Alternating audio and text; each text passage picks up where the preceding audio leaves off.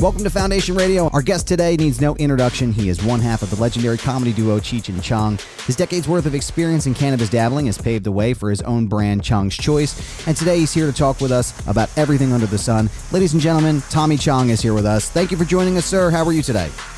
I'm fine, man. Couldn't be better. That's good, man. Thank you for doing this for us. We're really excited about this. My pleasure. We wanted to kind of start with, obviously what everybody wants to talk about is Cheech and Chong. I read recently that when you guys were doing promotion stuff for Up in Smoke, you put together some comic strips and left them on bus stops. What was the idea behind that? I'm very interested by that. What was the cause? Lou Adler, our producer, really is a marketing genius. And he was the one that came up with that idea. Now, he's connected to all the good, the artists, the graphic artist and everybody. Mm-hmm. He'd been in the music business forever, Lou Adler's been around longer than music. So, so that's how old he is. And it was just a Lou Adler trip, we had, our pictures on bus stops. It was the introduction of Cheech and Chong. And so he went over the top. Right. Doing it. Yeah. Now, I read also recently that, that your films were part of the loss in the Universal fire in 2008. Yeah. How did you guys find out about that? Did that come kind of later after the fire? Like, how did that affect you and Cheech when you found out? Some station, or at least I found out, because I was the director. It really didn't impact Cheech at all, but it was my movie, the right. next movie, and all the ones I did with those guys. But I was just looking for some kind of cash settlement. I mean, they did destroy your property, so I don't blame you. Yeah, I couldn't care less about the product. Is there any money? That's all I was looking for. How much money can I get? Yeah. Am I hurt? Yeah, right. Financially? That's all I care about. That's funny, man.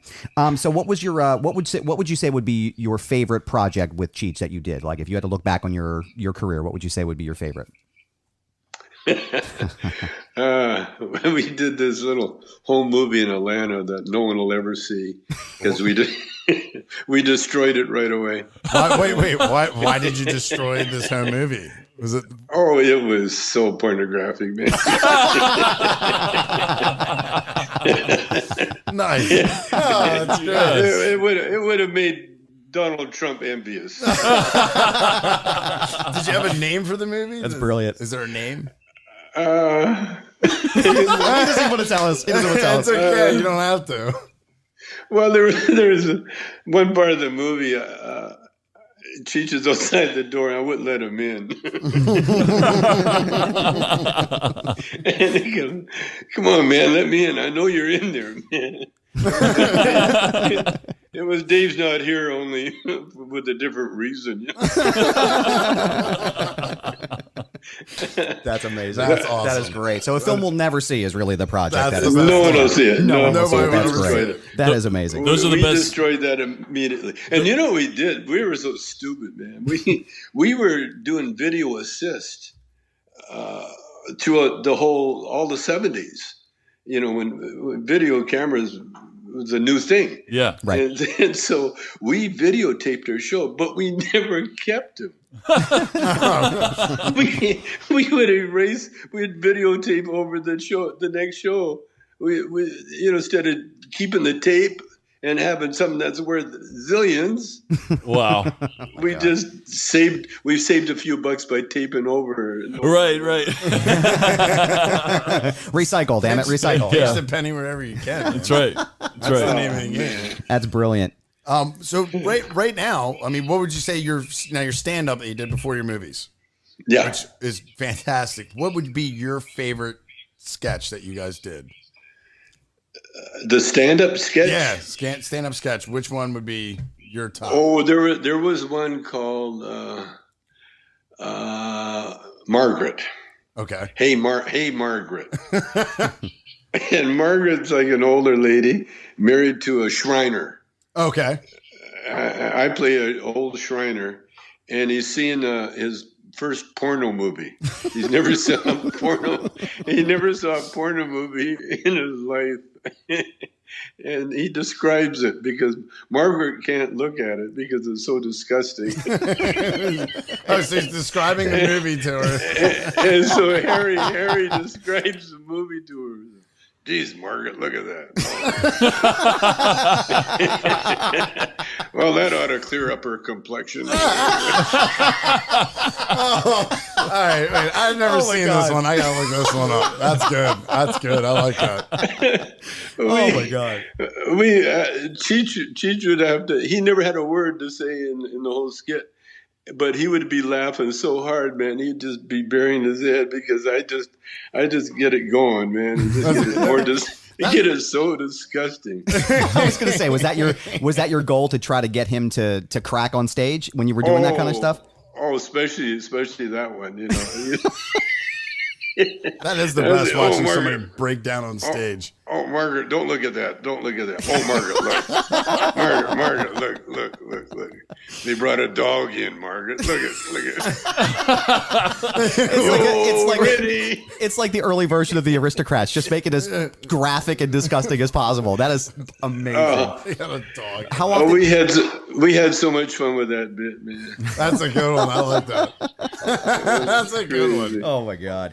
So I wanted to talk to you a little bit too about Chong's Choice. So tell me that your brand of cannabis. You have everything from pre-rolled joints to THC strips. Easy for me to say. Do you think that being with the issues that you had with your arrest and going through that process, do you think that made you more of the poster boy, more of the spokesperson for that cannabis destigmatization movement? And do you think that helped kind of help you shift into Chong's Choice? Tell me a little bit about all that. I think so. See, I've always known that cannabis was good for you, you know. And the reason I knew that is that Kareem Abdul-Jabbar, you know, probably one of the best basketball players to ever live. Yeah. He smoked weed all the time. That was our connection. You know, one time. That was your connection? Yeah, that's what we had in common. Yeah, you know, like if he got some good shipment in, he would call me, and if I got it, and I always had it. So one time he called me to come down to his place, and it was the day that Elvis died. Okay. Oh, wow. Okay. And I was walking. I lived down the street from him, a couple of blocks. And so I was walking down the street thinking about Elvis, because Elvis was a big influence on my life.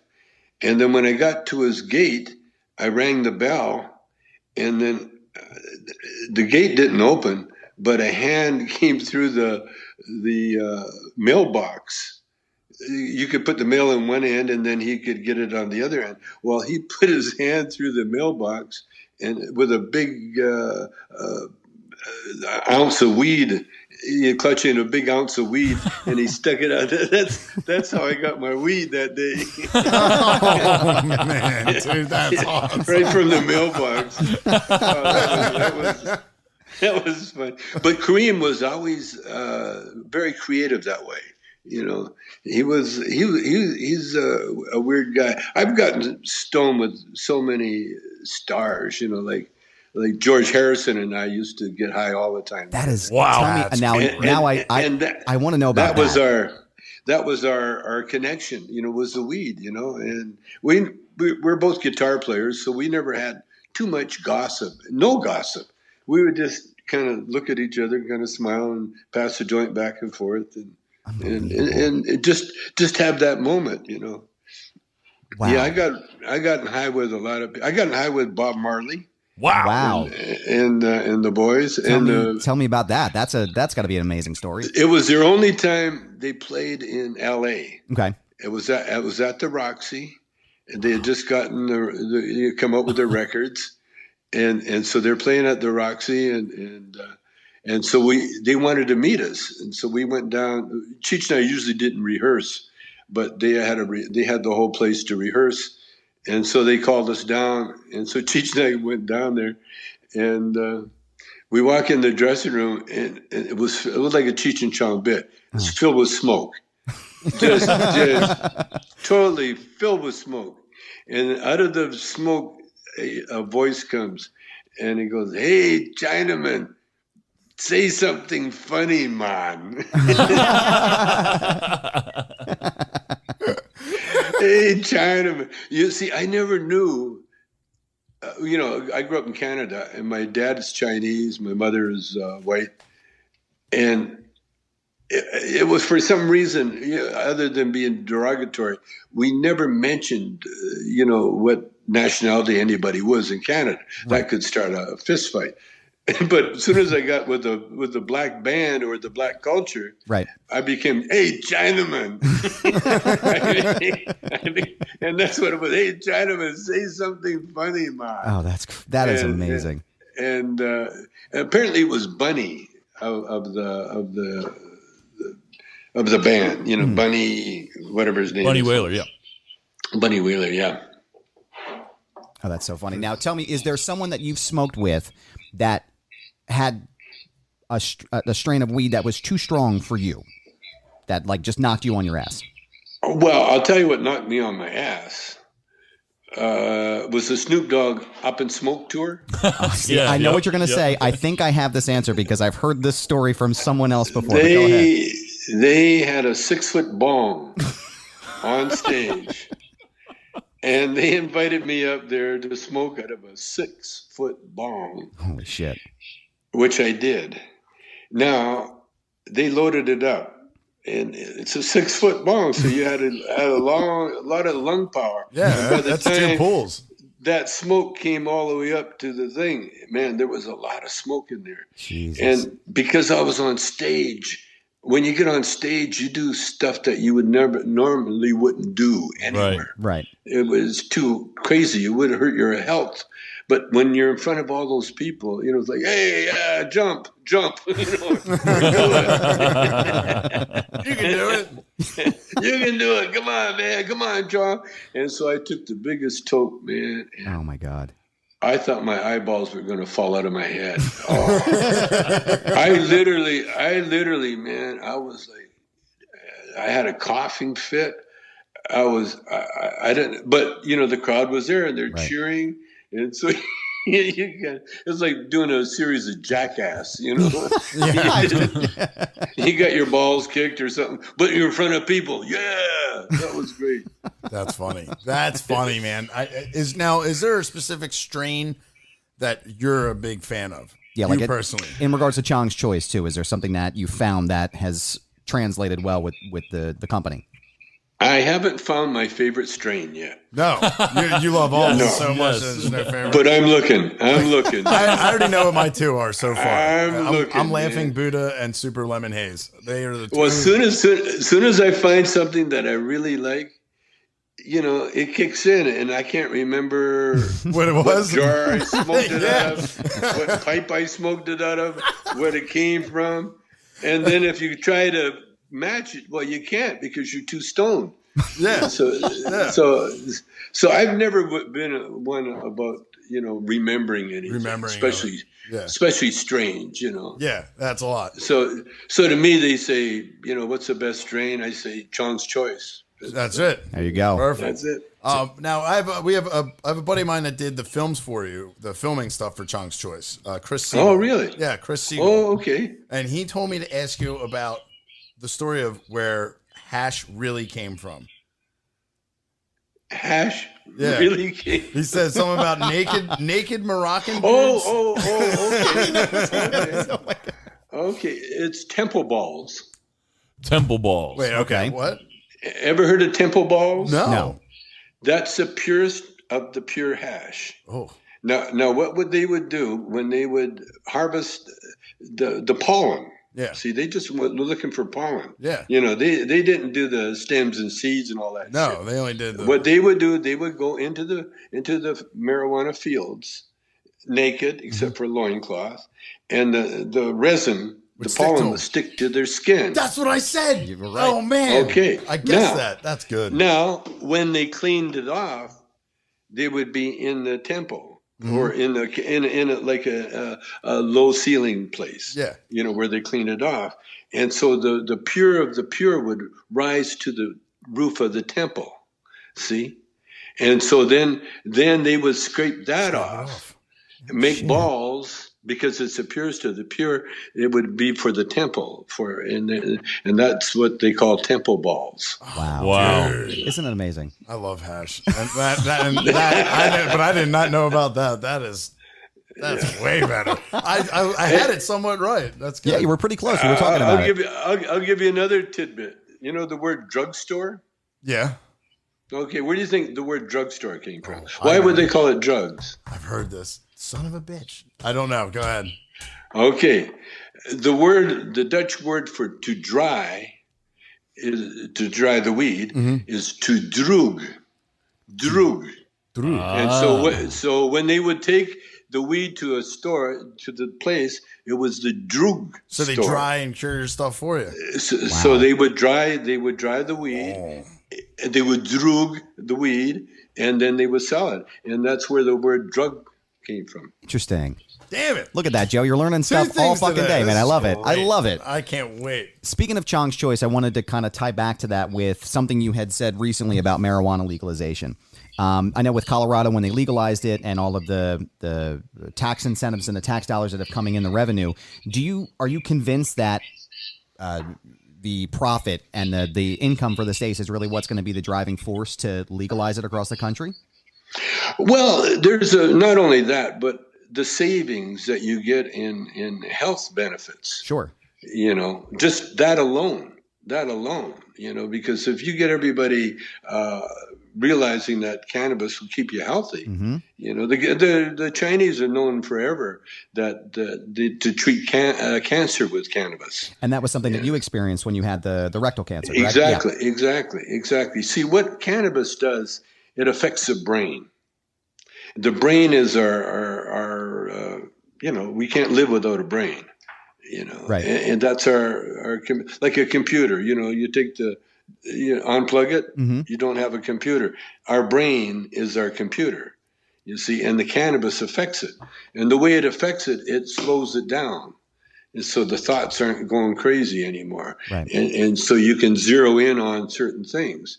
And really, cannabis is really God made physical, Wow. Yeah. Because it's healing. Because the inspiration you get, that's God speaking. Yeah. Wow. And because we're all individuals, yeah, we all have a God app in our body. Yeah. But we have to activate it. See, everybody has an app, but not everybody knows how to activate it. And some people, they activate it, but they use it for the wrong purpose, right? Which is for personal purposes or for, see, we're only on this earth to help each other. That's our only really our job, to help each other and to make sure there's more others. Right. Better together. Yep. That's the rule. You see. I love that. Yeah. I love that quote that you said. I might be paraphrasing it. You said if more people in the world were stoned, there'd be less violence. And Yes. I love that. Sure. I absolutely love that because Sure. I agree with it. I think I think if everyone just took a deep fucking breath and relaxed for a little bit and just enjoyed and got to sit and look around them instead of being focused on mundane bullshit, I think we'd all be better off. Enjoying each other. Enjoying the time together, yeah. And the other half of that phrase is if more people were stoned, there'd be less violence, because you can't hurt anybody if you can't find your car keys.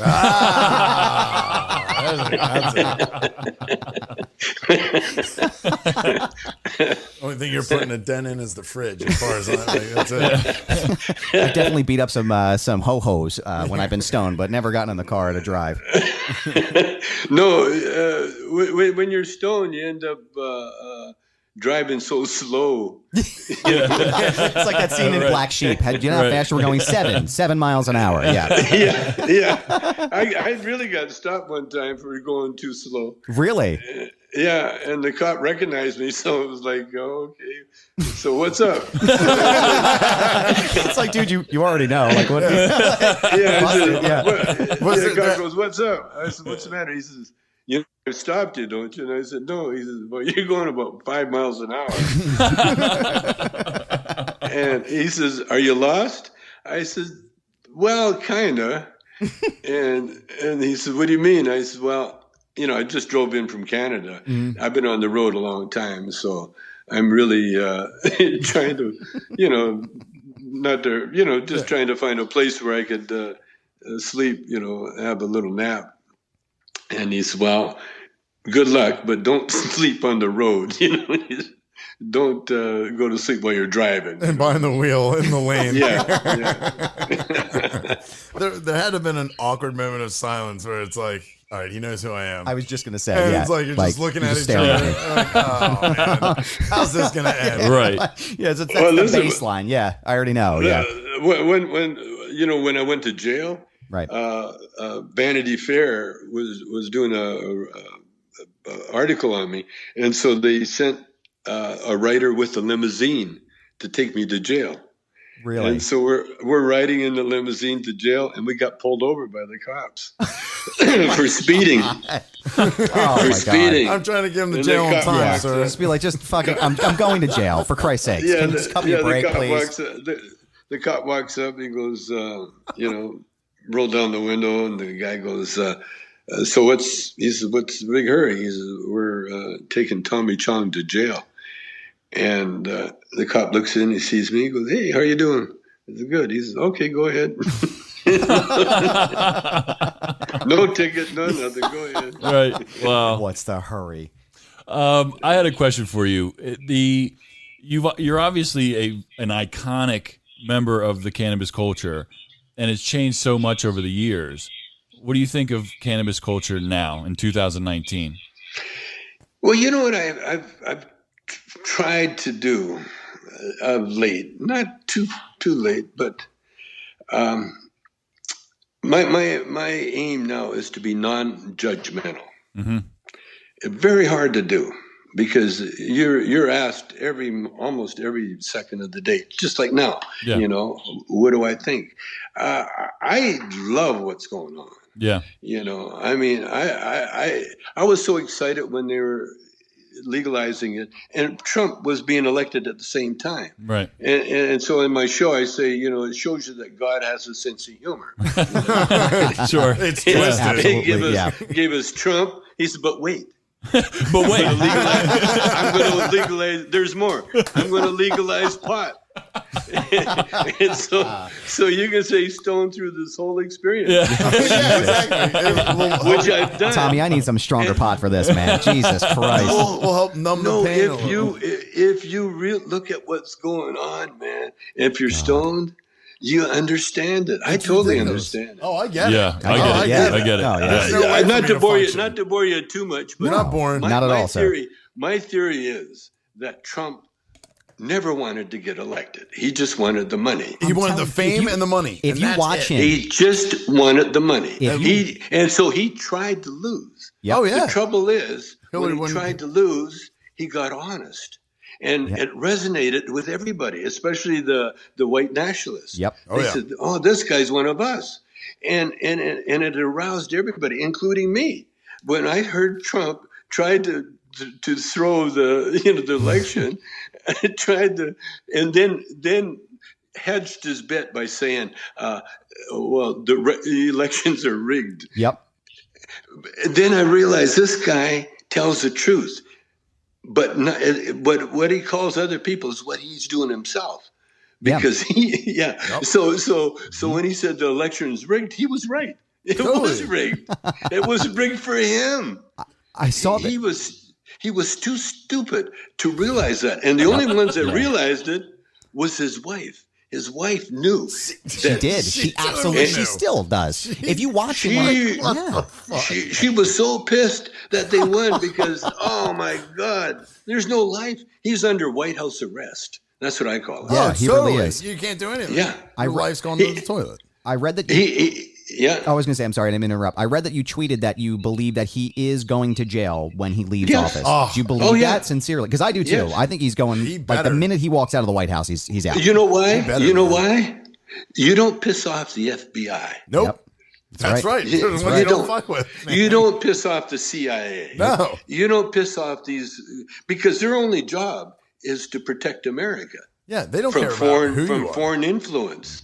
See, and that's exactly what Trump is, and that's what he's doing. And so, what they're doing now, they could indict him now. It would go to the Supreme Court. It would do all that stuff. They could indict him now, and then would be a big thing. Well, who's going to run the country? Blah blah blah, all that crap. And so, rather than to do that. They thought about this years ago, by the way. I'm sure. 2 years ago. I'm sure, yeah. They planned this out. You know that secret army or that secret society that's running the government that Trump's worried about? Yeah. It exists. It exists. Believe me. I believe you don't have an atomic bomb with a button with a guy in a nutcase without a guy standing next to him, Saying ready no. to take him out. Ready to take him out if he makes the wrong move. We actually just talked about this a little bit on our show last week. We said that if aliens existed, like if Area 51 was really what people said it was, and with Trump being president, and he had that information, there's no way that guy wouldn't have dropped that shit. They like, never gave right him, away. They don't give him that. But that's what I'm right. No, that's what Joe said. Joe was like, he would have just blurted it right out already. Exactly. Yeah. And the thing is, Trump. It's having a child. Like, don't tell Donnie. He's gonna, my son James is 6 years old, and if I can't give him a donut because he runs and tells his mother right away. Like, it's literally Donald Trump in the presidency. That's exactly what it's. My son James. That's what he is. Guess what I learned today. Daddy, mommy gave me. I'm telling mom gave me a terrible donut today. It was awful. The most disgusting, awful donut. Yeah, he's a child. He's a big man, baby, man. Who do you think's got the best shot to beat him? Oh. It doesn't matter. Nope. It really doesn't matter. It It's a great matter. answer. I'll take any of them. I mean, Yeah. they That's a threw great 20 answer. people. I'll take They're any throwing of them. 20 people at him. Like, It's true. Yeah. I'll take any of them. They're Well, they're mostly selling books. Yeah, of course. Yeah, True. yeah. Totally. But they're all super intelligent. Yeah. Everyone. And they're making careers. Probably Elizabeth Warren seems to be the most tenacious. Yes. Absolutely. You know, I agree with that. You know, she's got a plan. Yeah. She's got a plan. She does. And I think once we get whoever it is, everybody will get behind them, you know, and really push for that, because everybody's livelihood is on stake. Yeah, on the line. At stake now, you know, because the farmers and the coal people, all the people that Trump promised, he ain't delivering. Yep. He's screwing everybody. Screwing and everyone. That's what hustlers do, man. That's what con men do. That's what he is. He's a swindler. He's a con man. His whole family's been a con man since like forever. My last question for you before we let you go today is, how would you define your legacy? How would I define my legacy? Oh, just very Canadian. That's the most polite thing I've ever heard in my life. Yeah, no, very, very, very Canadian. Brilliant. Because how else would a guy from Calgary, Alberta, Canada, with a great high school dropout, find a Mexican and conquer the world? Yeah, it's a Canadian. Fucking A right, man. Fucking A right. Yeah. I have one more question for you too, Tommy. I'm coming up. As we're recording, a couple weeks away from my 1-year wedding anniversary, and I was looking up stuff about you, and I've seen that you have been married since 1975. Correct? That's right. Yeah. What is your advice for me for newlyweds? How do you maintain a loving relationship for that long? Remember this phrase: "Whatever you say, dear." That's everybody's answer. Yes, dear. That's literally correct. Thank you so much. That is You correct. got it. Tommy Chong, thank you so much for your time today. We really appreciate it. Go ahead and check out Chong's Choice. Where can they find out more information about that, sir? On the internet. Perfect answer, sir. Thank you. Okay, guys. We appreciate it. Thank Take you. care. Thank you so much. Bye-bye. Thank you again to Tommy Chong for joining us today on this very special interview. Joe, you did an amazing job. Thank you so much. If you want to find out more about his products, go to chongschoice.com.